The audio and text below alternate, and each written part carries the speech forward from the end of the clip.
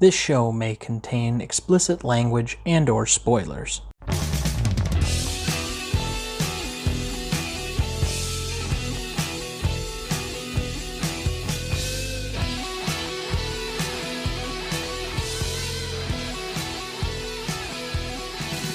Welcome to the Greatest Movie of All Time podcast. Tonight we bring you number 48, Marvel's Iron Man. I'm Tom Duncan. And I'm Dana Duncan. Before we get started, just a few follow-up housekeeping notes.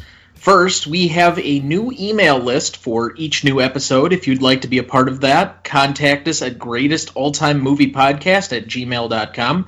We have some neat little tidbits that we put in embedded in that email. So just contact us at that and we'll sign you up. Second, we only have 2 more episodes this season before we're going to take a much-needed break. We have both Home Alone, our Christmas episode, and then Casablanca. So you're not going to want to miss either of those. With that, Dad, are you ready to discuss Marvel's Iron Man? Oh, yes, I certainly am. Your facetiousness is just exuding itself. No. I went at this with renewed vigor. Renewed vigor? Who are you? Ooh, I'm me. Okay, whatever. I'm trying to look more positive as we come into a new year where it is not COVID related. I suppose. Alright, as we do each week, let's give you a basic plot summary overview and the recognition for this film. A billionaire industrialist and genius inventor, Tony Stark, played by Robert Downey Jr., is conducting weapons tests overseas, but terrorists kidnap him to force him to build a devastating weapon. Instead, he builds an armored suit and upends his captors. Returning to America, Stark refines the suit and uses it to combat crime and terrorism. Recognition for this film, it was nominated for Best Visual Effects and Sound Editing at the 2009 Oscars, and on the AFI list, since 2001, they have nominated the 10 best films each and every year. This was included on their 2008 list. So, what is this movie about? Well, it is a movie about the same, hard to... Alright, so I'm the comic book guy. I'll go first. Yeah, this is not my genre, so go first. Former Playboy billionaire finds new meaning for his life after a crucible moment and vows to right the sins of his past. I mean, there's a lot of similarities. It's been often compared that Tony Stark and Batman are basically the same type of character, but for 2 different comic series. And there's a lot of similarities that I could at least acquiesce to. I don't think they're the same character because their crucible moment is different, and ultimately their personalities are different, but it comes down to essentially Tony Stark finding new meaning for his life, realizing that all of the decisions he's made up to that point are not ones he's proud of, nor would he like to be the defining part of his life or what he's remembered for. So he takes it upon himself to rectify the situation and create a new legacy upon which people think more fondly of him. And realistically, it's fitting that this is not only the first movie of the Marvel Cinematic Universe, but it ultimately is the thing that defines it most, at least up through where we are currently. The thing that I just noted about the film is, first of all, up until this film came out, I have never heard of Iron Man. I am not a comic book guy. The extent of my comic books were I occasionally looked at the Fantastic Four, but otherwise I looked at comic books as a kid for humor. So I was more into Bugs Bunny and Daffy Duck and Mad Magazine than I was anything. To be fair, I was not familiar with Iron Man either. If I were, as a self-admitted nerd, if I were to say that I was into any type of comic book characters or superheroes, it was definitely the DC line. So I was much more familiar with that due to my upbringing on Cartoon Network, which reran all the Super Friends and Justice League type stuff from the 70s with all the really goofy voiceovers. Yes. Either that or back back in the halls of justice. Thank you, Ted Knight. Anyway, the point being that it was either between that or the Adam West Batman show. That was like my entrance point as a kid. But when this, because I can remember the first time I saw an ad or a trailer for this, it was, if you remember that Tom Brady undefeated Patriots Super Bowl. Sure. Yes, it was during that, and I remember sitting in the room and somebody saying, "Oh, I know what that is," and that it would be something to come out, because I want to say this movie came out in like June. So it was one of that summer blockbuster releases, and I didn't go to see it because I didn't really care. I mean, this was a Marvel movie, not a DC movie, and I didn't think it would have much branding. I saw it well after the fact, I think on Blu-ray or something, by the time I got to like college or whatnot, because I think this movie was 2008. I would have started my freshman year of college in the fall of 2008, so I think that's about the first time I saw it when I was off on my own. I remember renting it from the Blockbuster in Wausau, Wisconsin, and watching this at my old apartment, which no longer exists because it burned down. But I mean, Blockbuster this is also does not exist. fair. What would it be, like 11-year run of like 25 movies, and so maybe this is an interesting exercise of the movies that you have seen from the Marvel Cinematic Universe. You've obviously seen this one, you rewatched it for the show, but I think you'd seen this one previously. How many other films from the Marvel Cinematic Universe do you think you've seen? In total? Yes, in their entirety. From start to beginning? Yes. None. All right, so, okay. I've You are watched probably bits and the pieces odd when you person have them out, on. because I That's think it. just about everybody in America has seen at least two of these, probably start to finish at some... Nope, you know what? That's not true. What? Because you and I and your friend Andy watched this on New Year's. We watched Guardians of the Galaxy, the original. Okay. I remember doing that. Yep. All right. I have seen that. So I have watched one. Okay. But I forgot that was included. Yes, this franchise has come to define cinema in a lot of different ways. But before we get into that discussion, let's just focus on this movie more generally. So, who was your best performer? My best performer was Robert Downey Jr. I just like Robert Downey Jr. To be honest, when they announced this film was being made, and I'm like, what's Iron Man? And then they announced that Robert Downey was going to play Iron Man. I'm like, I'm sorry, I just can't see Robert Downey as being a superhero. But now that I've watched it, he's very good at it. And I think there's a certain element. Having watched interviews and watched him and how he is and his personality, I think that there's a real marriage between the character that is Iron Man, or at least the one that's in the movies, and Robert Downey in real life. So I think that his portrayal has brought Iron Man probably beyond what the comics did. You know, I haven't read the comics, but I am assuming that he kind of had more of a snarky attitude than what the comics showed. So, I also had Robert Downey, and we've Copycat. talked about it. Huh? Copycat. The amount of times that we've talked about the happy accident situation, there have been a lot of stories for years about the casting of this character in this movie. And I want to say I've at least heard half a dozen big-name actors that passed on this project. Now, given how much money that Robert Downey Jr. came to make off of this franchise with almost each entry, and he did 9 different films in total for the Marvel Cinematic Universe, I have to admit that I'm sure some of them are probably kicking themselves a little bit.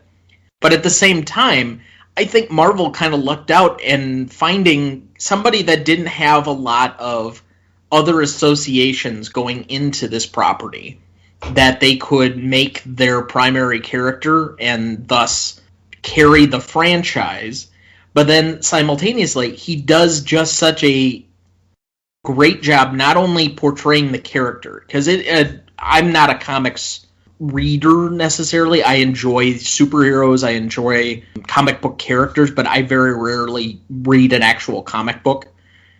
Apparently, he is as close to the spitting image of the real-life version of Tony Stark from the comics originally that you could possibly get. And that actually leads me into my secondary performance, and I think some of this is splitting hairs for me, but I think we undervalue how good Jon Favreau is. He has now set up this franchise because he directed both Iron Man 1 and Iron Man 2, and pretty much set the tone of what the Marvel Cinematic Universe was going to be. He then goes on to direct the Jungle Book, the live-action version, setting up Disney for remaking a bunch of their animated classics as live-action movies and making them a buttload of money. And then finally finishes it up by essentially resurrecting how poorly the movie versions of Star Wars were by creating The Mandalorian, which is now one of the most popular TV shows in the world at this point, and essentially creating this new era of streaming TV, Marvel, or not Marvel, but Star Wars TV, that they just announced like an additional 9 TV shows, I think last week or the week before, from Disney. So the amount of money that Jon Favreau has either directly been a part of or has essentially created for Disney, he should almost be running the company at this point. Well, he might, since most of the top executives of Disney may be ambassadors for the Biden administration. So, you're not serious, are you? Oh, no, I am. Iger is supposedly being considered for either China or for England or Great Britain. And Jeffrey Katzenbach is being considered for Russia. Okay. Most of Hollywood or his top executives may be ambassadors for the next year or two. I could buy Bob Iger because I think he is one of the best CEOs to ever do it. Well, he's retiring. He's stepping down. I thought he'd already retired. In the next year anyway, so... I thought he'd already retired, to be honest. He is chairman of the board, but he has given up day-to-day operations. But anyway, we digress. The point I'm trying to make with Favreau is, if you watch this movie and then you go watch, I'm trying to think, what's a similar one that has a certain flair to it. There's some individuality in each of the franchises, but if you watch the original Iron Man and then go watch Doctor Strange, the similarity in tone is almost identical. There's a certain comedic flair, there's a snarkiness, there's a sarcastic humor, but there's enough slapstick in there to just engage multiple parts of the audience. There's the action sequences, which always seem to be brightly lit. None of this ever seems to be dour, and it just creates a fun atmosphere, and I don't think that his contributions to what is probably the most successful property in movie history can be overlooked in that regard. Well, you comment about that, and I know from watching a lot of the roles that Favreau has had in movies through the years, he kind of has always presented himself as being kind of a snark, kind of the biting humor and such. And I think that comes through. From what I'm understanding in my research, most of what his collaboration is, and I guess he's kind of out of the Roger Corman theory or school of directing, which is the script is just a starting point. You can continue to rework it, and you can kind of play with it and make it your own, and each actor can make suggestions or changes based on their personality. And that's part of the reason why I think, as you're commenting, he's probably a little more fresh than some of the other directors, because some directors, the script is the Bible, whereas from what I'm gathering, Favreau says, If you think something else will work, we'll try it. We'll record it both ways or film it both ways, and we'll go with whichever I think works best. And so it keeps it lighter and fresher. Well, you and I don't often comment on sports on these episodes, but we've talked privately on multiple occasions how there are certain coaches that are the only ones capable of taking over certain projects. So let's just take the example of college football. There is only a certain type of coach that can take over a program like Alabama, which has so many traditions and expectations and all the weight of everything on top of it. Obviously, they have their coach right now. But you get a similar situation at Texas, and that's why they keep running through 5, 6 different guys over the past 10 years, because they just cannot figure out who that right guy is. And it's really difficult sometimes to note that in a property unless you have a structural system to support all of that. What I want to say is it's extremely difficult to be a franchise director. There are not a ton of them out there that you can just thrust into this. Now, Marvel has created a structure where they can fit newer, more independent directors, but they have a direction and a set going for them. Now, part of that has to do with another name that we haven't mentioned here, but is essentially the architect of the MCU, Kevin Feige. But that only developed after the fact of these couple of movies. Now, he was principally involved, but he hadn't become the guy that he is now, which is essentially the guy that pulls all the strings or is puppeteering this entire project. So now you can fit in somebody like a Ryan Coogler, who's an exciting young black director, into something like Black Panther and give him some individuality to create a really good movie, but that still fits within the tone and atmosphere of the project itself. But it only starts when you have somebody at the original helm that creates all of these pieces. I think it's similar to how a director comes in and creates the pilot tone for certain TV shows, and there are only a handful of people that can do it well. So I think honestly, I had a hard time not putting him as best performer, other than the fact that Downey just so imbues this character. And I think both of them are far and away the best nominees for this movie. All right. So who did you have as your best secondary? I went with Jeff Bridges. Okay. From what I understand, Bridges really kind of was annoyed by the fact that the script kept changing and how Downey kept rewriting and things were being done and then it was done. Bridges just had a real difficult time doing this because he's more into the whole method acting and preparing well in advance and knowing his lines and being set and such, and everything seemed to change. He kind of, in an interview he gave a few years afterwards and commented that this was more or less, he just kind of changed his attitude and said, hey, just go with the flow. After all, you're getting paid and you're having fun doing what's really a student movie. That's an interesting way to look at it. I guess I wouldn't say that it's a student movie. I would be curious to follow up on that with his comment there. But I think that secondary aspect of him, he's taken on much more of a persona in the last decade or so after he won his Oscar for Crazy Heart, to be much more of the persona of the dude from The Big Lebowski. And so it's very difficult for me to reconcile the nature of someone who is more strict or more studious, where he just seems to be a guy who's constantly high.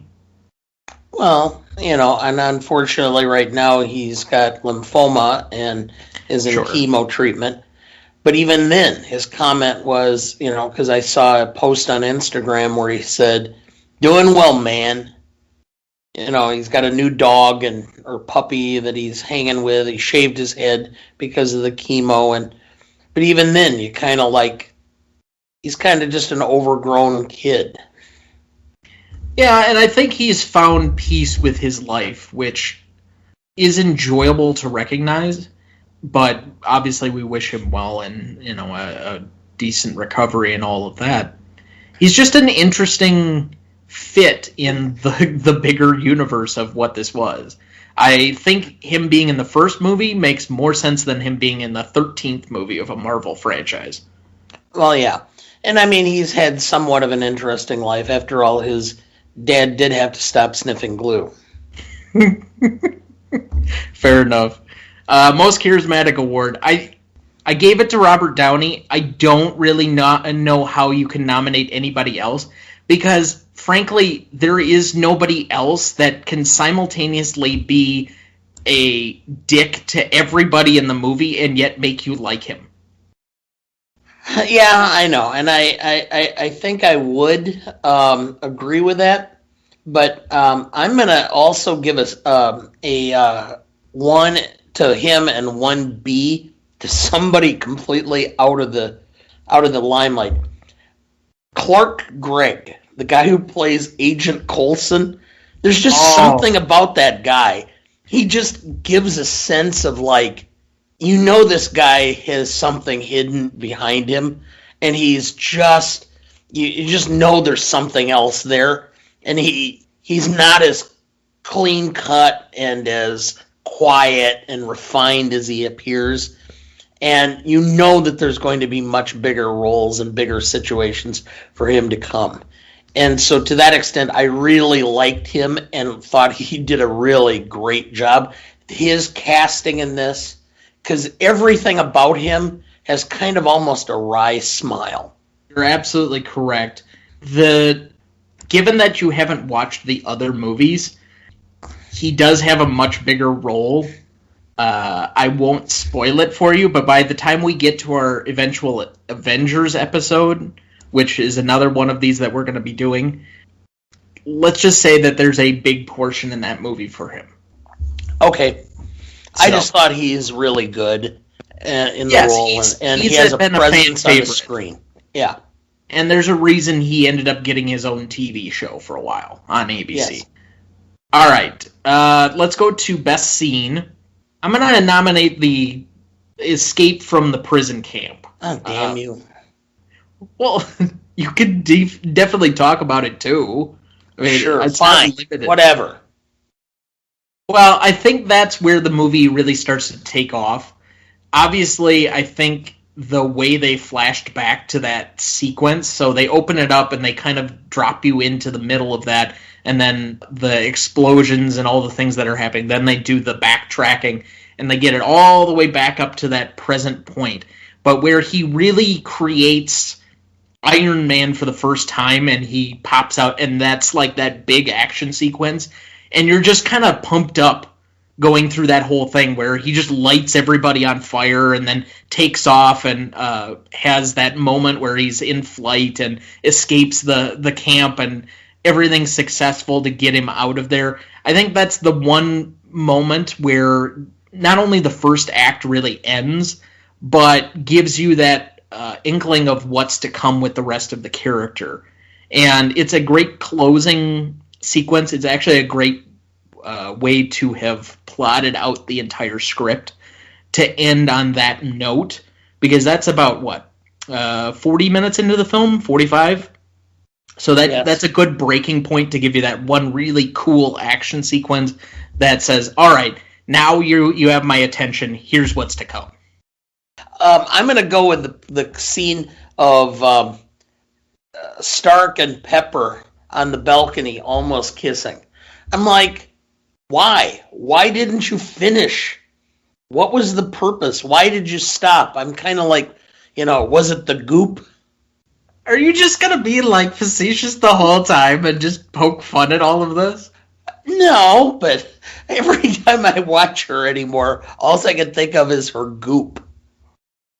Let's then go into the further essences of goop and what is it, the vaginal candles? Yes.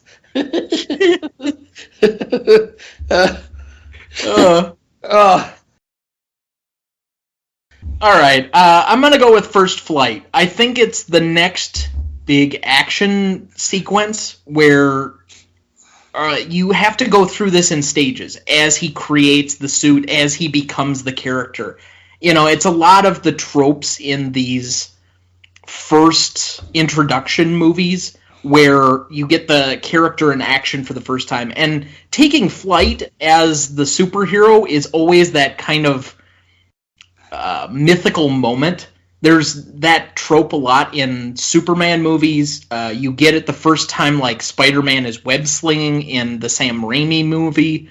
And so I think it's just a nice moment to really signify this is the character arriving, and this is what the superhero is going to be, or what his suit's going to look like, and how the character's going to interact. And it's a moment of accomplishment because he's created this ridiculously cool thing out of absolutely nothing, and he's now going to be a superhero. And I think it's fitting that, yeah, I can fly.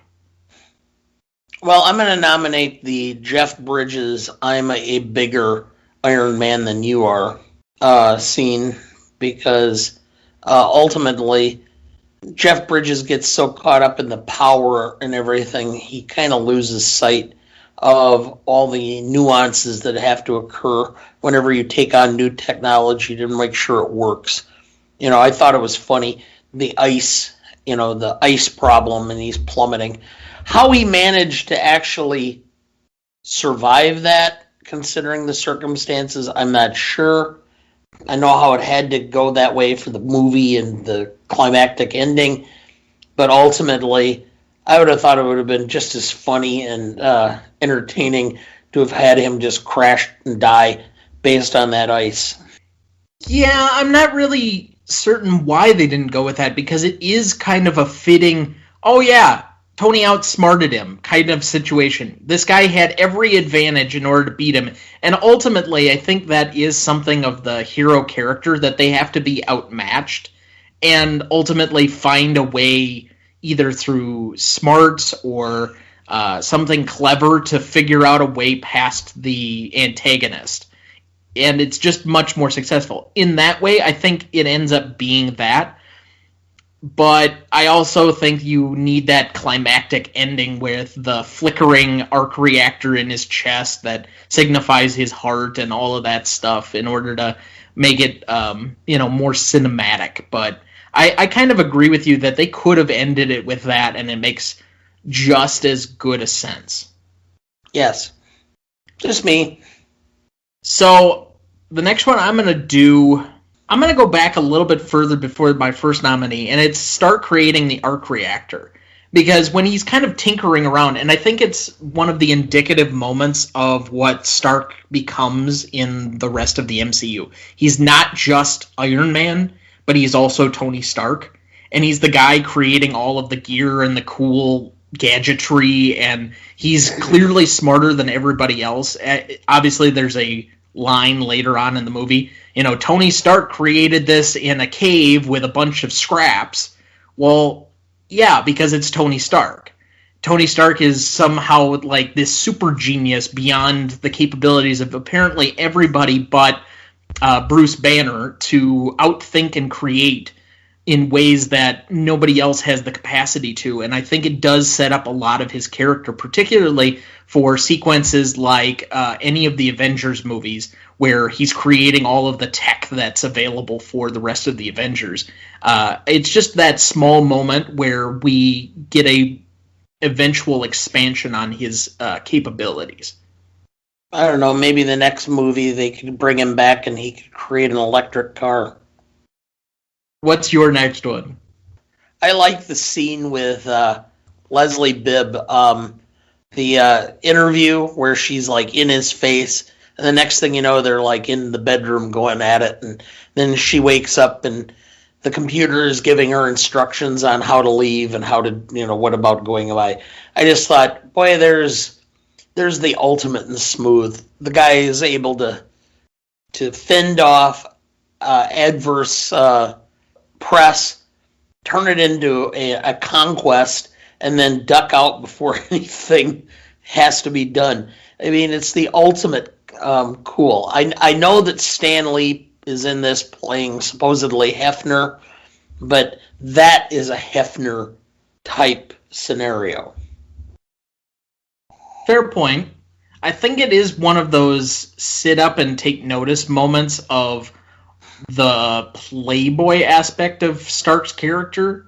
Although you get a little bit of that in the lines before it when they're in the Fun V, where, is it true that you got all or slept with every one of Maxim's cover models? And so that obviously tries to open up that portion of things, but that is much more blatant. And so you get that side of Stark where he could have any relationship he decides, and ultimately when he decides to invest in Pepper, that pays off a little bit more.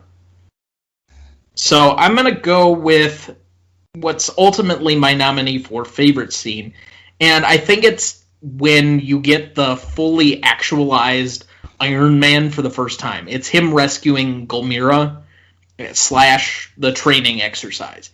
It's always been my favorite sequence of the movie because it's the hero getting pissed off and going to rectify or take care of business, and then he just has this moment of just heroism, or like the machismo that's exuded by that, epitomized by that one small sequence. And it was in that original trailer where the tank fires a giant shot at him, he ducks out of the way, then fires a small little like grenade or rocket propelled piece at the tank, and it has it explode, and then just walks away like it was nothing. And it's just like, yeah, that's what you want out of your superhero. Well, the one question I have on that scene is he pulls a guy through a stone wall, and the guy is fine. He gets up and runs away. I think he would have been in a little more worse shape than that. Okay, we will visit all of the places that this movie has problems from its action sequencing or its story continuity or any of the other pieces that don't make sense. But let's get through this portion first. All right, fine. Go ahead. So do you have any other nominees? No. So I'm going to nominate the two press conferences as well.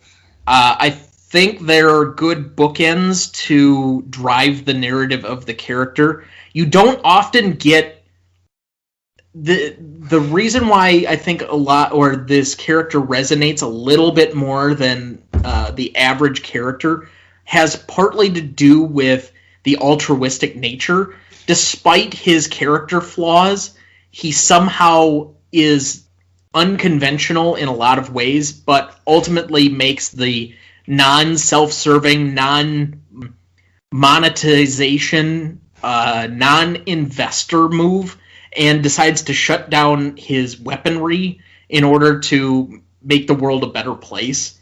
And so that's indicative of what you would want a hero to essentially do, but that nobody does actually in real life, which tells you a lot already just from that character. But then that final moment, I think, for as climactic as the battle on the roof is, that moment where he reveals, and it was somewhat of a shocking movie, all of the primary characters you have gotten up to this point, the holy trinity of primary superheroes, Batman, Superman, and Spider-Man, they're in their, or they have their secret identities.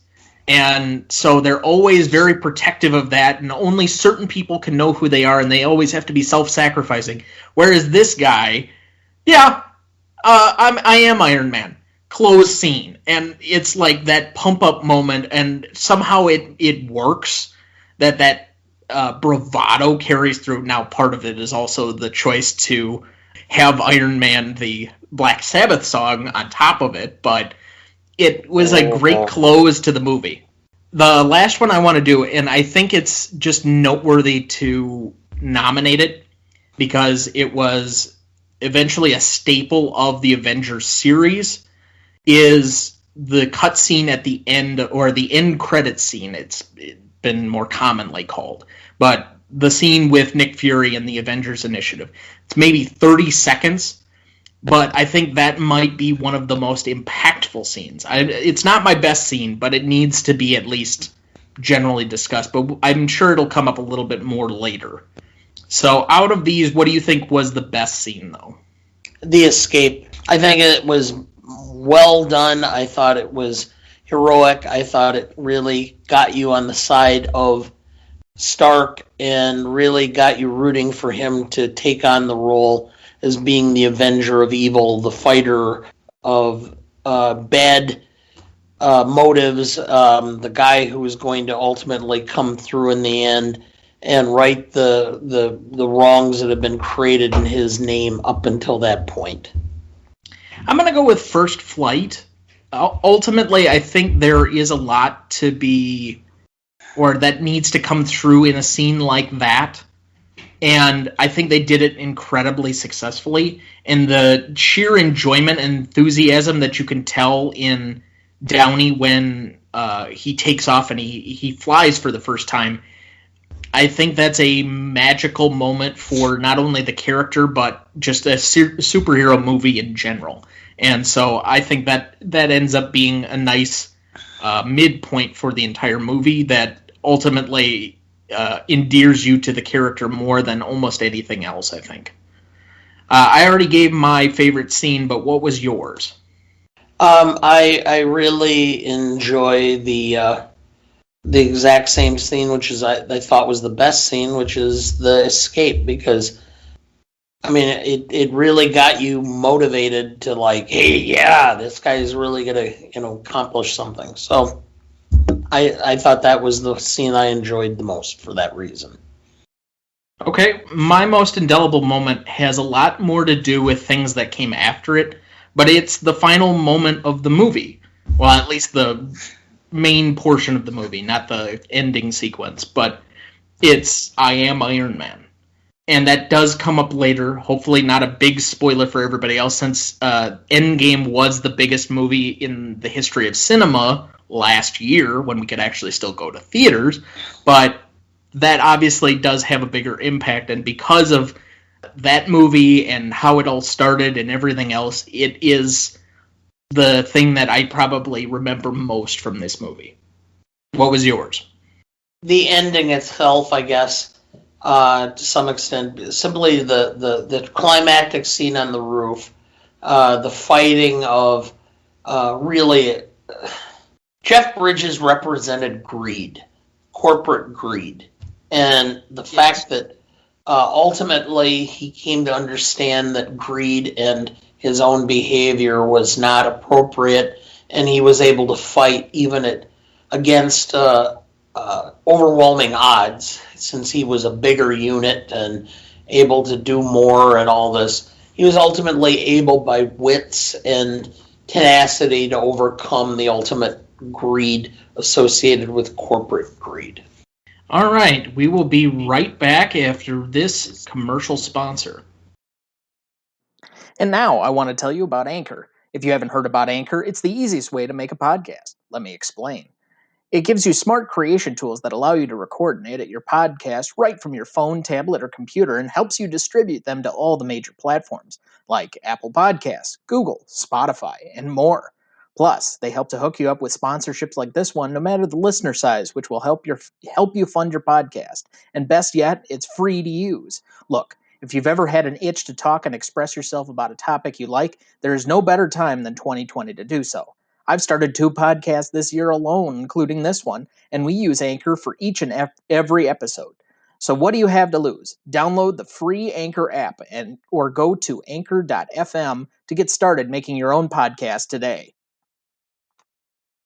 Welcome back. We are now jumping into Best Lines. What do you have down as your first nominee, Dad? Let's face it, this isn't the worst thing you ever caught me doing. That line I would have nominated, but it provides, or has to have so much context to it. It certainly was one of the funniest ones, but if for whatever reason you have not seen a 12-year-old film, it is available currently on Disney+, and that is a scene that is a definitely funny moment of the film. First one I had, Obadiah, so Jeff Bridges' character, when I ordered the hit on you, I was worried that I was killing the golden goose. But, you see, it was just fate that you survived it, leaving one last golden egg to give. You really think that just because you have an idea it belongs to you? Your father, he helped us give us the atomic bomb. Now, what kind of world would it be today if he was as selfish as you? Yeah, that is a good line. It's kind of a summation line of Jeff Bridges' character. And one of the unresolved issues, that line leads me to that point, and we'll talk at the end about it. But okay, so you have probably a very similar unanswered question or final question that I do as well. Because part of my final question was his motivations and some of that, because if you're ever going to get that explanation from the villain, this is probably as close to we get it in this film, but ultimately this film really isn't about the antagonist as much as it is just the protagonist pushing whatever antagonist is out the way. So, yeah, I understand your point, and I understand the quote, and I understand where you're going with it. And it is interesting because it does do more development for the antagonist than really you have in a lot of films. One of the few criticisms of the MCU up until pretty recently has been how thin or how hollow the villains are. And I think that this being the only real character, I guess, explanation or growth motivation is kind of telling of how thinly done the villains were in this, I guess, the movie that essentially created the rest of the series or set the tone, the structure for the rest of the series. So from this villain, we get a bunch of other very thin foils. What's your next nominee? I prefer the weapons you only have to fire once. It's kind of the epitome of him up until his... Well, he reaches his climactic point where his life changes dramatically because of his circumstances. The point where he comes to realize that what he's doing is not necessarily beneficial. And it really kind of exemplifies exactly that attitude of the big weapons manufacturer that only looks at their side of it, which is, if it wasn't for us, things wouldn't be safe. Well, I'm going to lead into the next nominee that I have, but again, you're taking it from the perspective that this is one of only one or two or three movies out of this franchise that you've seen. I think had you seen all of them like I have, you'd realize that even though he kind of makes and I don't mean pun intended here, but stark change to his life and his motivations in the middle of this movie, he still takes that same attitude. There's still that bravado of, I'm going to do it bigger, badder, and better than anyone else, and I'm going to default to trying to find the weapon that you only have to fire once. But the next nominee I wanted to put down, well, Miss Brown, it's an imperfect world, but it's the only one we got. I guarantee you the day weapons are no longer needed to keep the peace, I'll start making bricks and beams for baby hospitals. You rehearse that much? Every night in front of the mirror before bedtime. I can see that. I'd like to show you firsthand. All I want is a serious answer. Okay, here's serious. My old man had a philosophy. Peace means having a bigger stick than the other guy. That's a great line coming from the guy selling the sticks. Good. I mean, it could go in concert with the other line that I had too, which is just before that. My father helped defeat the Nazis. He worked on the Manhattan Project. A lot of people, including your professors at Brown, would call that being a hero. And a lot of people would also call that war profiteering. Tell me, do you plan to report on the millions we've saved by advancing medical technology or kept from starvation with our IntelliCrops? All those breakthroughs. Military funding, honey. And I think these are the types of lines from a dialogue perspective that I always enjoy or that resonate with me as somewhat of a writer, because it's exposition while still driving something more these are fun, quippy lines, but there's also explaining more to these characters and their personality than is immediately apparent. There's so much under the surface here.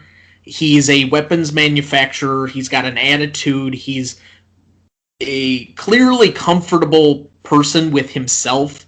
He has a beyond confident personality because he's the golden boy. His father, it's a multi-generational thing. I mean, there's so many different aspects to those two dialogue sets. And then it's kind of indicative that it's from one of the scenes that you actually nominated as to how this movie kind of plays out. I like that we start with the crucible moment, or him getting essentially blown up, and then we go into the exposition to kind of give you the backstory and then lead back up to that moment, and how they did the interplay in that one, because I think it is more effective than had they started with this scene. I think to some extent the interplay that goes on in those situations is a little contrived, because in reality, most people do not end up having those kinds of dialogues. Most of the time, people who are in those situations and they get into a heated argument end up, because they can't think fast enough and make a cogent point, will go like, oh yeah? Well, of course, that's why this is the movies. Nobody really talks like this. Moving on. What's your next nominee? I really didn't have anything. I looked through stuff and I'm like, nothing really resonated with me. I mean, there's a lot of funny lines and cute lines and whatever, but I didn't think anything was overly impactful. I mean, most of this really is, to a large extent, action-oriented. And it's the action that really makes it. The lines kind of bridge between the action sequences to me. You know, and so I had a hard time finding lines that I really liked. Okay, and that's fair. I'll give you the few other ones that I really wanted to highlight. So, Tony and Yinsen kind of during the escape, because I think this is the defining moment of Tony's motivation. Come on, you're going to see your family. Get up. My family is dead, Stark, and I'm going to see them now. It's okay. I want this. I want this. Stark is silent for a moment. Thank you for saving me. Don't waste it. Don't waste your life, Stark. And I think that comes to define his almost rebirth for the rest of the movie. The other part, so I mentioned it briefly, the press conference scene, but this is how he kind of began the first press conference. And I think there's a lot more in this, especially if you know how his relationship with his father plays out over the course of the MCU, and that this comes back around a lot of different times. I never got to say goodbye to my father. There's questions I would have asked him. I would have asked him how he felt about what his company did, if he was conflicted, if he ever had doubts, or maybe he was every inch of man we remember from the newsreels. I saw young Americans killed by the very weapons I created to defend them and protect them, and I saw that I had become part of a system that is comfortable with zero accountability. I think not only is he dealing with the demons that created him, but at the same time basically creating a mission statement in that small introduction. And then finally, and I think this is, again, for me as the most indelible moment, the truth is, pause, I am Iron Man. Well, I like the whole idea, or the whole concept of the father-son dynamic. And of course, being father and son podcast. Well, this, again, and I would encourage most people to see, if not all the films, at least most of them, especially the ones involving the principal Avengers. So Thor, I guess you could probably skip Thor Dark World. It's probably the worst Marvel movie that is part of this universe. But Captain America has been my favorite of the series of Avenger movies, because I think all three of them are the strongest, and then the Iron Man movies. But then create that through to the rest of the Avengers movies. There's 4 of those as well. And there's really a development through the course of all of those films as to how Stark relates to his parents, because I think his dad and his mom come up specifically in a couple of different cases for each of the Captain America films. So there's kind of a larger story to be told.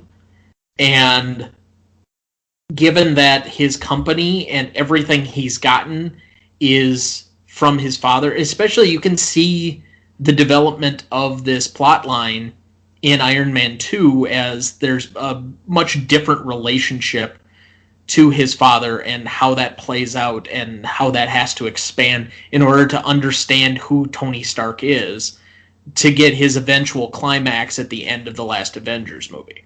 So I think this is indicative of the larger sense as a whole. And yes, it's hard for me not to bring in all of the other pieces of this storyline because, I mean, that's 9 movies worth. It's a big part of who this ends up being. Well, ultimately, I think the dynamic of this lays out exactly a principle that I've thought long and hard about, which is men and adolescents, whatever, have a tendency to try to migrate towards the point or the example that they have before them. So boys grow towards their father unless there's something about their father that they disrespect or can't appreciate or don't understand. And then they go through a conflict that may take years, if not most of their lives, to resolve. Because the norm is that you try to exemplify, and this is especially true of sons and fathers. You try to exemplify your father, and you try to resolve the conflicts, either that you don't like your father for something, or you don't understand your father for something. And I think most of the time, people go through a long period of time trying to resolve those conflicts, especially men. And most of the male problems, the male psychological problems, it resolves around that. Either not liking what their father is and don't wanting to be their father, or not understanding their father, or liking their father and fearing they will not be as good as their father. Those are the 3 points. And I think to some extent, the whole concept of Stark and his father is foreshadowed in this film. And I think it kind of exemplifies what probably has made several billions of dollars in psychoanalysis for the mental health industry trying to resolve. You know, I mean, I can think of my dad and his father, and I can think of me and my father, and that's where I came to this conclusion. And watching and in my profession, seeing how men have to deal with their relationships with their fathers, and it's difficult to be a father, and it's difficult to relate to a father, and I don't think it's nearly as difficult for women who have a much more social aspect to this. So my guess is that the Marvel Universe, and especially this kind of dynamics, whether it's, and for that matter, DC as well, Batman trying to live up to his father's image, or Stark living up to his father's image, I think these comics, if not overtly trying to exemplify this issue, do it subtly and maybe not intentionally, or maybe intentionally, I don't know. But I think it does show something significant that's in our culture. I think that's why I have a hard time with some of these so-called serious directors. Like, Martin Scorsese has repeatedly been harsh toward what he deems to be pop films and their place within cinema, that they're not real cinema. And I think there are a lot of deeper themes and explorations that can be explored in these films. I honestly don't see a ton of difference in Star Wars, the original, and why it could be considered a greater classic film by comparison to Jaws or any of these other big blockbuster pop films of the time. Why is something that was box office successful like Spartacus all that much different than Iron Man? I mean, legitimately, I say that in all seriousness, other than the fact that it takes place in a much more grandiose and large-scale universe where things are a little bit more magical. But I really don't see what separates The Terminator or Jurassic Park or some of these other giant blockbuster movies from the comic book world other than the built-in narrative about them and people just not taking them seriously, which I try and give them their opinion and their respect for what they are. I just simply don't agree with it. The other thing that I'm going to say with this, and I think this is part of this line, so I'm going to ask this question in all seriousness. We've never really discussed about it. We've talked about it subtly, and I know it was hard for you at the time, but in this, he says, I never got to say goodbye to my father. Now, you find out in a later movie that his father died rather suddenly. In fact, we're recording this technically. I think there was an article on comicbook.com today that this would have been, I think, the 20th anniversary of the Stark parents' death today in, like, the regular universe, if the Marvel universe was real. But his parents died rather suddenly in a car accident, and so he didn't get to say goodbye. Now, your dad was sick for a long time, Yes. but you weren't there at the end. You were rushing to be there, but he passed away in transit. So, do you really feel that you got to say goodbye to him? And if not, are there things that now, looking back on it, that you would have liked to have asked him?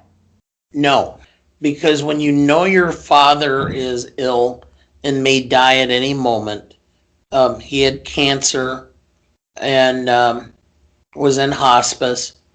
Every time you saw him, you had to assume that was going to be the last time you were going to see him.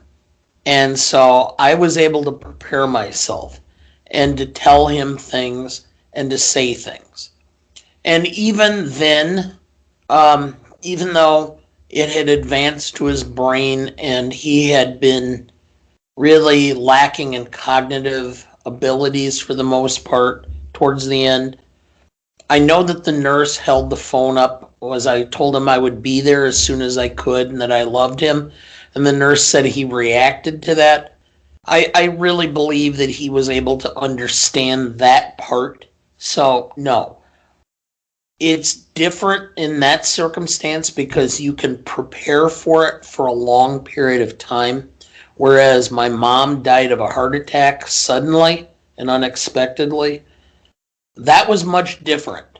And to some extent, I know by my actions and circumstances how she felt and that I kind of said goodbye every time. But that sudden death does make a difference because it does not allow you the closure that you have with a long death.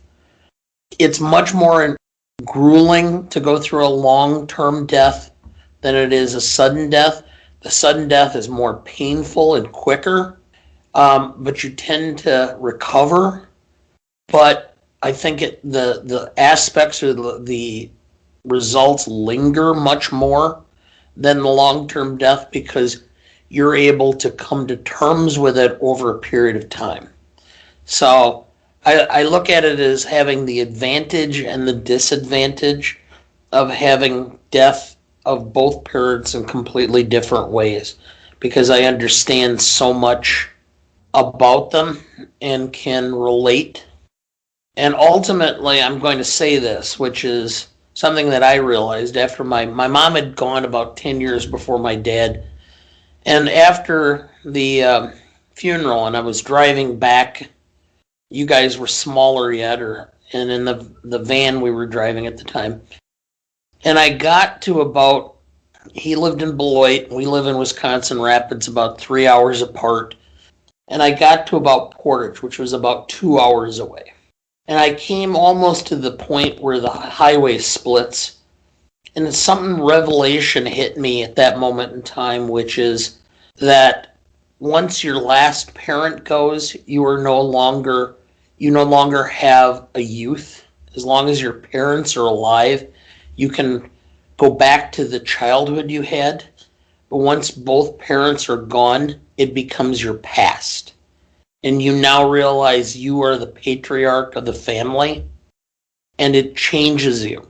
And some guys are just not capable of handling it, or having watched the film and watching Tony Stark in the film, I think to some extent there was an aspect of him that did not come to terms with it because he didn't want to necessarily be the patriarch, which is why Jeff Bridges' character had such influence in the company. You try to avoid it. So, as much as I've given it consideration, I personally don't think I'll ever be ready for when that eventual time is going to come. Just knowing myself. And there will always be a lingering question or two that after the fact, I wished I could have asked in my time. But the regret and the pain that's still there, while ultimately making a bigger point about what this says about the company and his legacy and all of the things that go into that, I think is a much bigger piece of this movie than people give it credit for. It's not finished. In no way is this storyline settled. Realistically, you don't get that final moment of clarity between Tony and his dad until the last Avenger movie.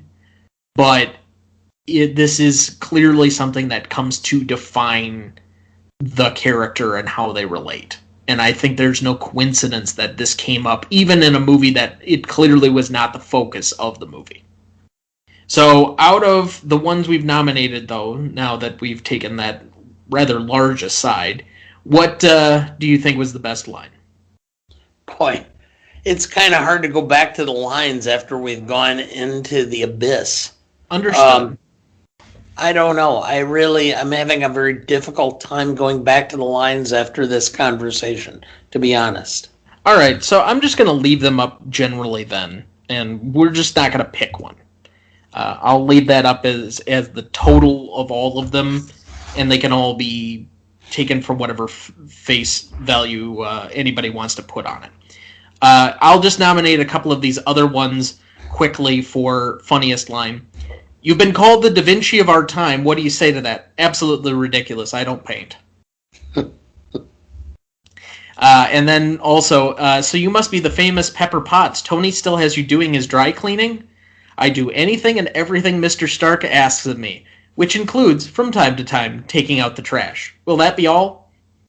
I think that's probably one of my favorite lines of the entire movie, just for how snarky it is and how much I wish that I had that just clever comeback for the amount of times somebody tries to insult me like that. All right, so let's move into our Stanley rubric. What did you have down for legacy? 9.5. Simply because how many films were derived from this and the amount of money that's been made in Hollywood and how it's ultimately impacted filmmaking in general and the whole idea or concept of blockbusters. So I get where your point is. I probably contributed that more to impact significance. So I actually went with a 6.5, which is part of the reason that I thought that was interesting. Because I think this is one of the forgotten movies of the MCU at this point. I think for a lot of people, they kind of gloss over this phase 1. And for most people paying attention to the Avengers, it starts with that original Avengers movie for them. They may have gone back and watched these and may enjoy them, I know that a lot of people at the time, especially since, and I don't forget if I've told this on the podcast before, so forgive me, but I worked at a Sam's Club for like 3 months out of a summer, 4 months out of a summer, and I was right next to the electronics department. This movie was right around that time, and it kept showing basically on a loop. So I've probably seen this movie like 80 times because of that, in addition to things like Marley and Me and Bolt.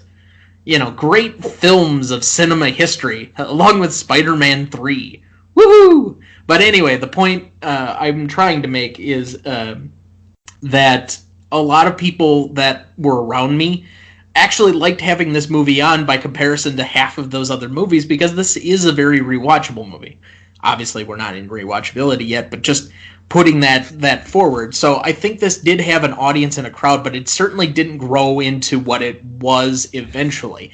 I think that there is something to be said, because usually we limit impact significance to the first 5 years. So maybe I am a little bit lower on this, but there are some other pieces of this that more contribute towards the classicness category, and this is where I'm trying to define or put proper borders on all of this. I just think this is kind of one that's swept under the rug. This certainly doesn't have the same resonance with the general population that something like Black Panther or any of the Avengers movies or even Guardians of the Galaxy does, where everybody kind of knows who you're talking about by comparison. Well, I went much higher for simple reason that, but for this, you wouldn't have the rest of them. And that's fair. And ultimately, that's the key, because, you know, and I think about this, all right? This, the impact of this movie, I remember sitting in my office, and the guy that I worked with, it was the senior partner of my firm, Leon, came in, and he and his wife were huge movie buffs, and they would go to everything and anything. Anything that was at the local cinema, they tended to go to. Even the most bizarre things, you'd like, why in the world would this 60-year-old man and his wife want to go see? Yeah, I remember seeing them at the last Jason Bourne movie. Yeah. It kind of floored me a little bit, but all right. Point taken. He went and he came in and he just was going on and on about this film, Iron Man, and how great Robert Downey was, and how he thought, you know, Robert Downey would never be this good in this film, but oh my God, it was so great. You know, and I'm thinking about this, and I'm like, here's somebody that I would not think would be enthralled in the Marvel universe, and ultimately he was, and my guess is he's seen almost every one of the films because of it. And I think there's a lot of people in this country, because they watched this film, that have looked at or watched all the other films, or started down a path of watching them that they didn't have necessarily before, or really had no interest in Marvel until this. You're probably right. I am probably generally too low, because, again, and I kind of made this point earlier, and so maybe I'm contradicting myself from earlier in the show, that this set the tone and the structure for the rest of the franchise. And so from that, you get all of the rest of those movies that have been generally successful. You can plug in new directors, you can plug in new characters, you can make a movie with Paul Rudd as Ant-Man, which would be ridiculous if you started out the franchise, but because it's built on the back of all of the things like this that came before it, it's ultimately successful, and he can be thrust into the middle of all those Avenger movies. So I guess I will raise mine to an 8. So that'll put it at 8.75. Generally, I just think that in the short term for what this movie does, because how much can you credit it with the overall success and the burgeoning, because this was only the first in a stack of dominoes, but it wasn't the biggest domino that created the context of where we're at cinematically and the franchise system. So if the first domino is set 3 inches away from all the other dominoes and tips over and doesn't hit anything, the other dominoes all fall anyway? Maybe it's not the best or the cleanest example, but let's say, for example, the first Avenger movie didn't work. that we wouldn't have another 15 or so films after that. Or if So there you're are other blaming pieces. the future of the franchise on a film that was successful because a later film failed. I didn't say any of them failed. I'm saying that this didn't have the same legacy that you could say other movies in the franchise do. Except that this franchise started it down the path. If another film was bad and killed the franchise, it's that film's problem, not this one. If you don't have an additional 15 films, many of which are billion-dollar films that end up creating, we would have never gotten to things like Black Panther or Captain Marvel or the last couple of Avenger movies where this all pays off. I think it would have undercut the legacy even more than that. I've already come up to an 8. Okay, fine. So whine a little more. Let's go. Come on, next. Well, fine, then give me your impact significance. 9. Turd. Why? I don't know, just because you've been so confrontational? Yeah, whatever. This is your film. This isn't mine. I'm not a comic book guy. I came into this going, ugh. And I came in with wide eyes and trying to appreciate it for what it was, which is a piece of entertainment that had some lessons and some cultural significance and tried to glean out of it something significant. And I think for the most part, when we've talked about it, I have. So I'm coming at it as probably half of America has, who've never seen these films or even given them a second thought. But impact for the exact same reason. It started a whole group of films going down a path of considering things that most of us would have never thought about. Let me take it in this direction. I gave it a straight 10. I kind of talked to you a little bit about this over the weekend, and I don't think I've ever given an impact significance a straight 10. But I want to set the full height and depth of what a category can be. So I'm being a little bit more extreme in some of my grading or being a little bit more critical than I had been, just so we have a bigger range and not all of these start falling in a very close-knit scoring. But for me, given that this set the tone, this set the structure, this became the Marvel universe in a lot of different ways, and that encompasses a lot of different characteristics about what this was. But then you have to take an example all the impact that the Marvel movies essentially have created. These are the biggest movies each and every year. People plan their film calendars around this. There's no other franchise that can put out a character or 3 or 4 different films and have them be the biggest ones in a given year. We had a calendar year where I want to say we had billion-dollar grossing films of like Doctor Strange, Black Panther, Thor Ragnarok, and like one other film. I think it might have even been Ant-Man within like a 20 or a 12-month span, and all of them were like somewhere between $800 and $1 billion. And they're featuring some of the most diverse acting and characters that you could have ever taken on, but you couldn't have done that had not all of these pieces worked up into that. By the same token, Hollywood has started to structure around all of the tentpoling.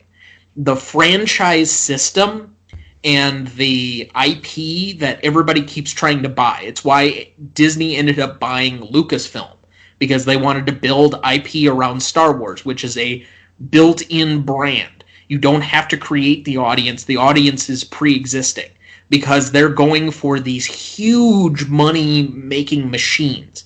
And it's so hard to build a franchise that when you get one that you can invest in like this, it becomes such a bigger piece of what your industry is doing. A lot of the industry is focused around sequels now as a result of that. You get how many different movies that, like, we get an entire summer release catalog that's just basically a long list of sequels or stuff that's not original anymore. There are very few big blockbuster movies that we talk about that aren't part of a franchise or are somewhat of an original take. And so all of the through lines you start to see for the last 5 to 6 years especially, I think are impacted by the MCU, which starts with this movie, which is part of what you were arguing before for Legacy. I just put it in a different category. Okay. But Hollywood, for the most part, doesn't want to invest in films that are not going to make money. They're not going to put the big dollars into a film if it's not going to make big dollars. There's been too many Wizard of Oz's that took 20 years to make back the money they invested in the films, which is one of the reasons why Hollywood back in the 90s and early 21st century did all these movie versions of TV shows, because they were banking on the fact that there would be a group of people who remembered the TV shows who would go and watch the movie because they liked the TV show, so therefore it was a safer investment.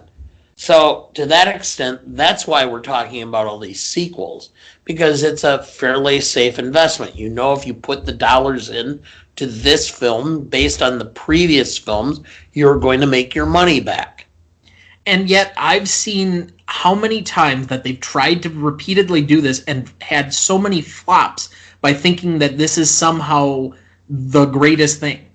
And while Star Wars has worked out in the financial sector of it, I wouldn't say that there are a majority of Star Wars fans that really felt satisfied with the last trilogy. I wouldn't say that there are a great number of Batman or superhero fans from the DC side of things that really felt that Zack Snyderverse was successful and really put them on a different mark. There are very few franchises that are bankable, and it takes so much to create those. That's why I think there's been such a backlash among the people that are interested in movies and film culture and the rest of this, that are concerned with the direction that we've gone from a studio system that doesn't invest in the small projects. So you can build a brand like Jurassic Park, which at the time was maybe a smaller film, but you could build it into a brand. One of the biggest franchises in the world is the Fast and Furious brand. That was like a small independent movie that featured a bunch of nobodies that slowly developed over time an audience by just adding more and more ridiculous stunts and sequels to it. And so over time, that ended up happening. But if you don't have the investment there, and I don't see the willingness of studios to create some of these things, I think it's going to be very difficult to continue on. I know that Disney is really trying to push Indiana Jones 5, but you're doing with Harrison Ford at 78 years old, and it's supposedly going to be his last time. But we already tried one sequel to Indiana Jones that most Indiana Jones fans, including myself, felt betrayed by in 2007. So how is this film going to resonate with the guy who is literally an ancient artifact himself by this point? So I'm concerned over the health of the industry because we've gone so far into this, because a lot of the studios see how much Disney, yes, invested, but more importantly, they see all the dollar signs that could be at the end of this, but they don't want to put in the work in order to do it. And that's the one area where Disney has been more successful than any of the other studios in being able to cultivate these. They put in the effort, they put in the right people to work on these franchises and do them correctly. If we had more studios that figured out how to do all of these brands and didn't just try and go for the cheap and easy buck that they thought was bankable, I'd be much more excited for where we were going. Do the right thing, the money will come. The problem with the Star Wars films has been the fact that they did not create a story arc. They let each director kind of take his own direction with the films, and they kind of jutted and jotted around, and it made no sense where they ultimately ended up. You need to have that. If you're going to do a trilogy or a line of films, you need to have a story arc. You need to have somebody in charge. I mean, there's a reason why parts 4, 5, and 6 worked so well for Star Wars, because George Lucas had in mind where he was going with these films. He knew what he was trying to accomplish and where he was going with them. And then they grew within the parameters established. That's not what we have in Hollywood. I've said all along, Disney's 10th film for Star Wars should be called The Quest for More Money. You know damn well that Star Wars, with the name Star Wars, is going to make a shitload of money. And so why are you not trying to establish some parameter of where you think this film would be to some artistic level and then achieve that, knowing that if you do that, it's going to make money, instead of trying to figure out how to make money and then develop a story around it? That's the problem that Hollywood has. And right now, they keep losing the forest for the trees. It's about the money instead of establishing the quality of the work, figuring the quality work will draw money. Agreed. You made that point after you saw Last Jedi, and I agreed with you at that time as well.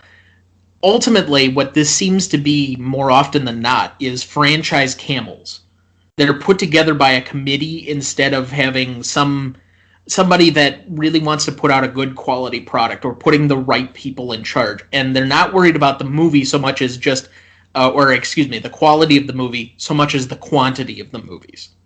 So let's get into novelty. I gave it an 8. Superhero films are clearly not novel by themselves. You'd already had, I think, at least 5 Batman films. You'd had 5 Superman films. You'd had 3 Spider-Man films to this point. So, and all of those were big tentpole pieces. You'd had completely different universes. The one place that I would give this any level of novelty, and even to a certain extent, it's not novel for this film, but what it eventually would become, is starting off with the possibility of a team-up and a franchise, that you're building towards something else. And I think that this character is not necessarily new or original or creative. You've seen that there's so many similarities to this that in the Batman arc, but I think for what they were trying to create out of the Avengers system, I think that's the novel portion of this. The only other thing that I would give it any credit for on a novelty basis, and I know that you're maybe questioning why I gave it an 8, since I'm basically chopping it down at this point, but is the way that Marvel Studios created the Marvel brand within Disney. Essentially using Paramount in order to do the early films, while Disney built up Marvel Studios to be able to produce and create these later on by themselves. So that when you got to Phase 2, they were completely within the Disney brand. So that would be one of the smaller novel ways that they kind of used a different studio and their capabilities in order to produce this and launch their franchise, even though after the fact, it ended up being with a different studio piloting the brand by that point. Novelty, I gave it a 4. And the reason I gave it a 4 is because superheroes go back to the days of radio in the 1930s. I mean, the 1940s, the Green Hornet was a radio show that ultimately became a comic book and then a series of movies. These are not novel. These have been going on, since the very beginning. When Superman came on, he was in comic books and he was on radio before that.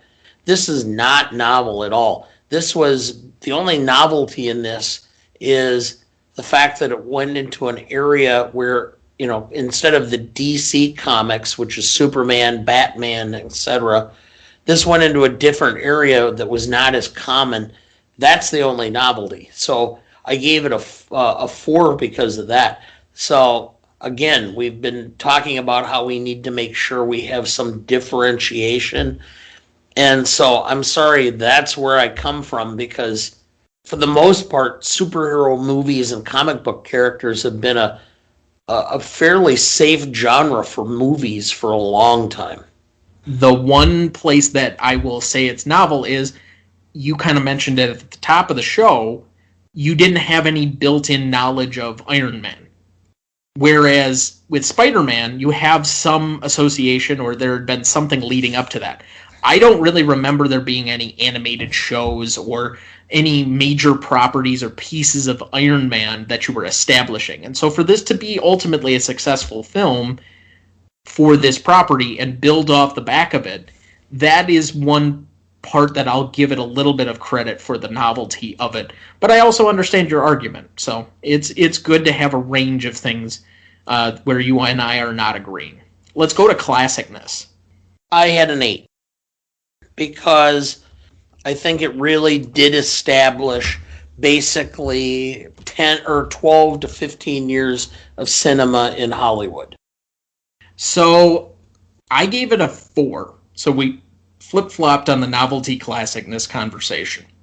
There are so many parts of this from a continuity standpoint that are questionable. By the time we even get to Iron Man 2, we've recast Terrence Howard with Don Cheadle. Which was merited. Well, whether it was or it wasn't, I'm not going to go here or there. There's plenty of internet articles everybody can research and look into that one, because that's been a long-going thing, and frankly, Terrence Howard probably cost himself a lot of money. The Paramount logo with these movies, I think that is not necessarily, it doesn't fit the rest of the sequence. The fact that some of the scenes seem to be really scaled back. You think of how big and grandiose some of the modern Marvel movies are.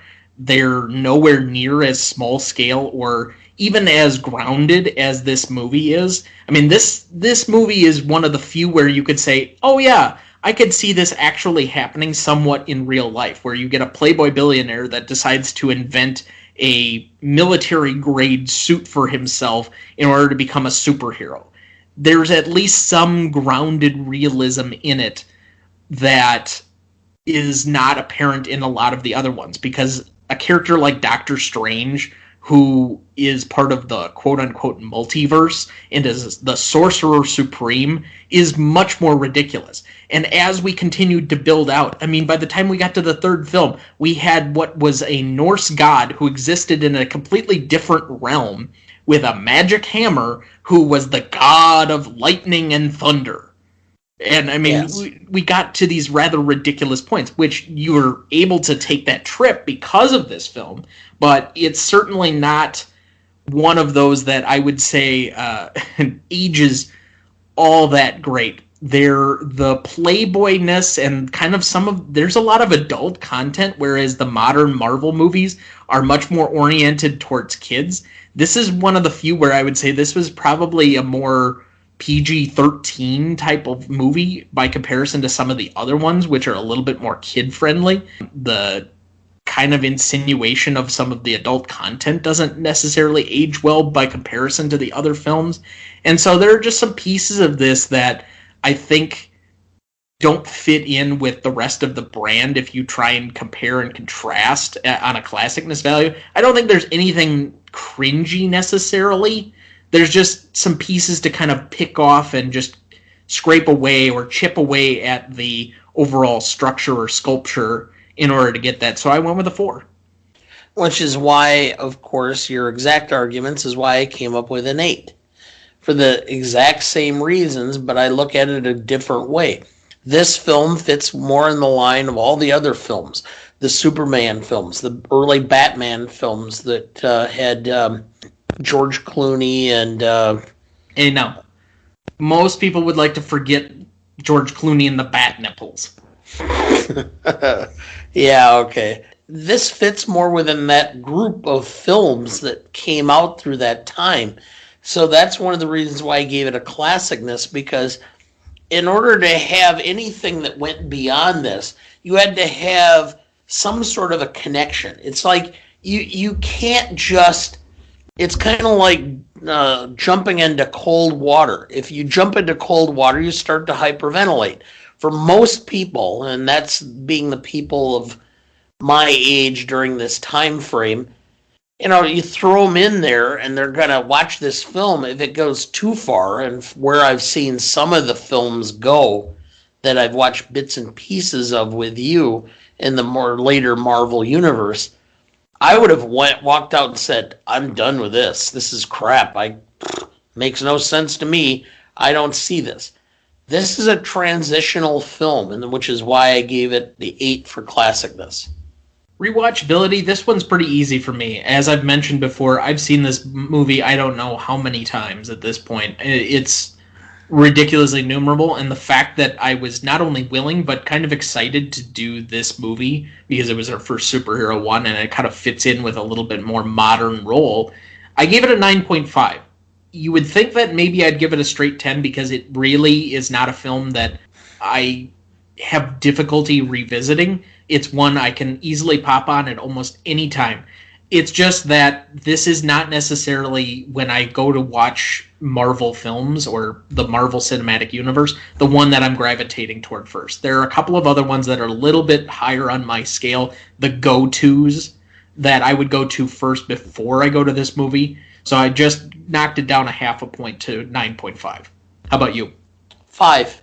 And I went with a straight in the middle because this is not a film that if it's on, I'm going to go, oh, I'm going to stop and watch it. This is a film that if you're home and you put it on, and I happen to be sitting in the sunroom where our TV is at home, and I'm reading, and I get tired of reading, I look up, I start watching, I'll sit and watch the film for a while. So to me, I'll watch it if it's on, but I'm not going out of my way to watch it. And that's the definition to me of the middle of the road of 5. Which is where I am. And that's fair. I know this is not necessarily your type of movie, so it's good that we've kind of branched out a little bit.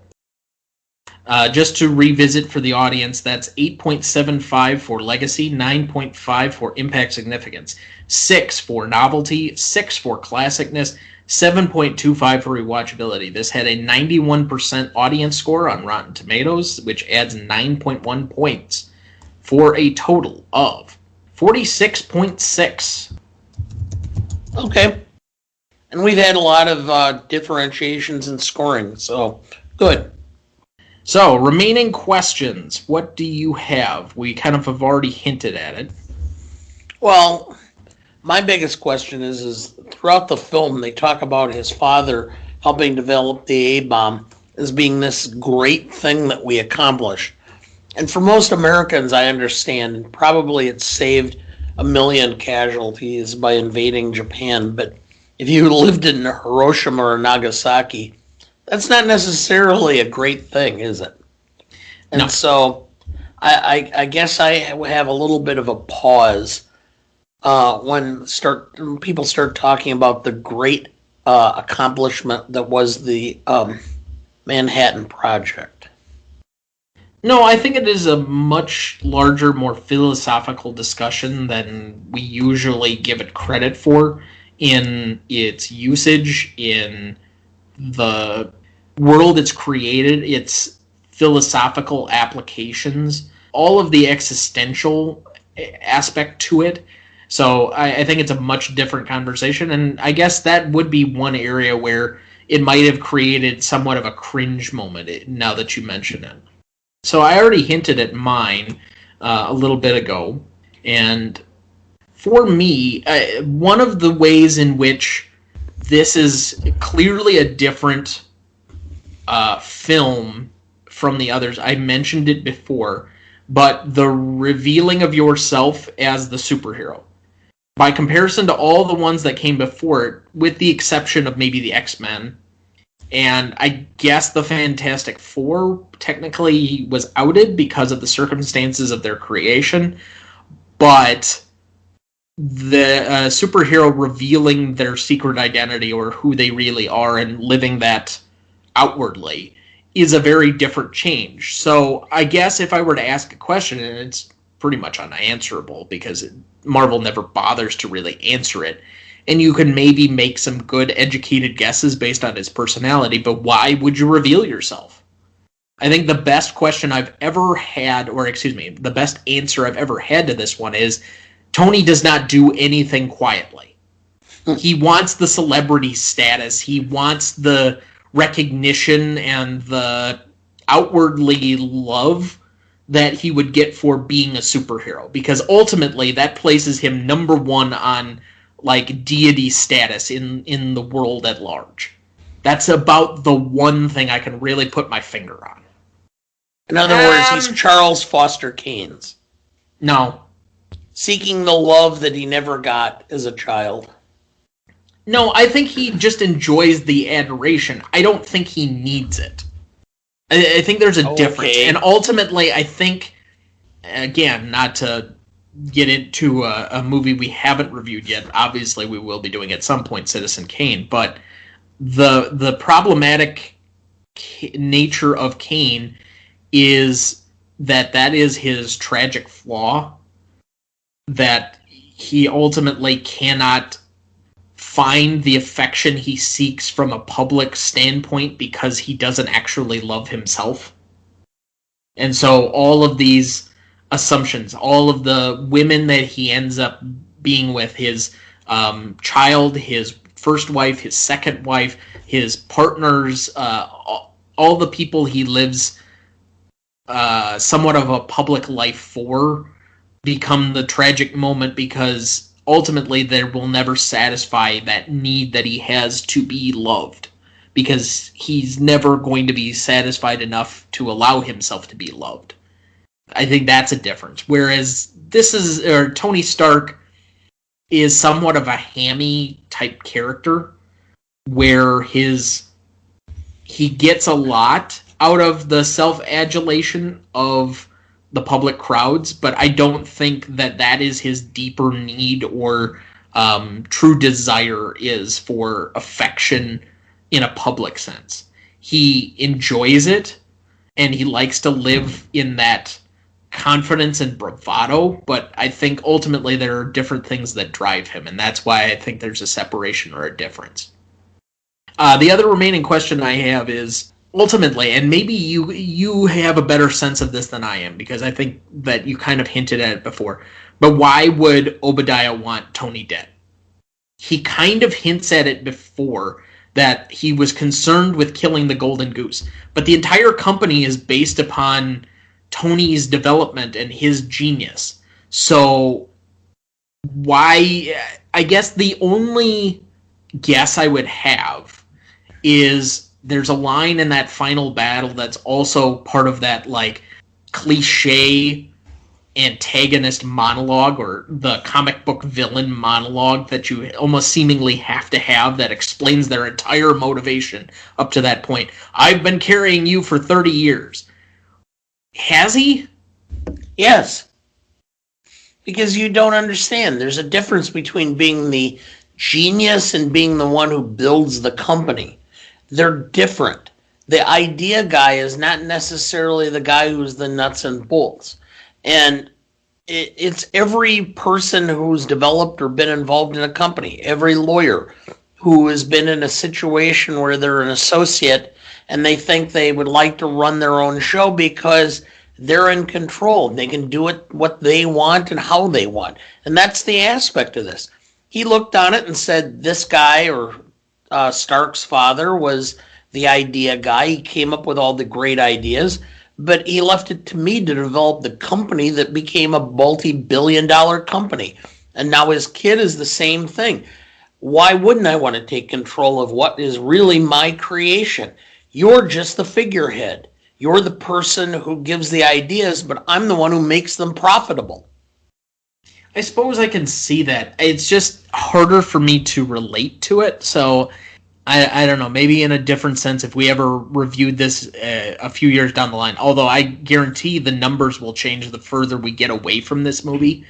So the movie industry could look entirely different, because I think the Marvel Cinematic Universe is in a precarious position at the moment, given how they ended the last Avengers film and how they move forward without some of their core characters being a part of this next phase.